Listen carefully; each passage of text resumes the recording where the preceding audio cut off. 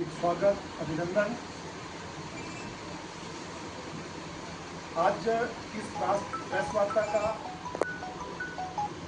मूल विषय संकल्प से सिद्धि अर्थात मोदी सरकार के 11 वर्ष पूर्ण होने के उपलक्ष्य में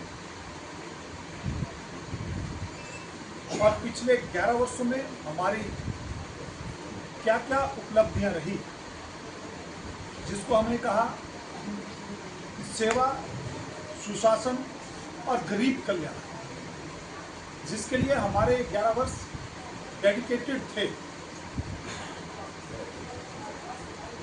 और इन 11 वर्षों में जो सम्माननीय प्रधानमंत्री जी ने इस देश के लिए काम किया है वो अद्वितीय है, अकल्पनीय है, जिसकी कल्पना नहीं की जा सकती। ये काम हमारे सम्माननीय प्रधानमंत्री जी ने पिछले 11 वर्षों में किया है। जो हमारी 11 वर्षों में केंद्र की सरकार श्रद्धेय नरेंद्र मोदी जी के नेतृत्व में चल रही है, उस सरकार में वो सरकार जिसने देश की राजनीति को एक अलग दिशा दी।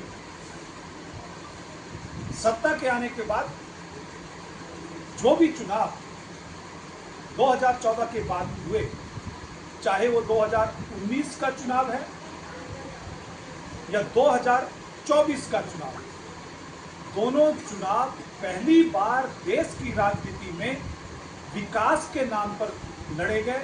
विकास के नाम पर पूर्ण मैंडेट एनडीए की सरकार को, और इसीलिए हम कहते हैं कि जो हमारी गवर्नमेंट सम्माननीय प्रधानमंत्री श्री नरेंद्र मोदी जी के नेतृत्व में चली 2014 के बाद, वो एक अकाउंटेबल गवर्नमेंट, अगर दूसरे शब्दों में कहूं, एक अकाउंटेबल गवर्नमेंट, एक इफेक्टिव गवर्नमेंट, एक government with public participation, a government led by public. इन सारे विषयों को, जिसको हम कहते हैं कि राजनीति की संस्कृति को बदले, कल्चर ऑफ पॉलिटिक्स।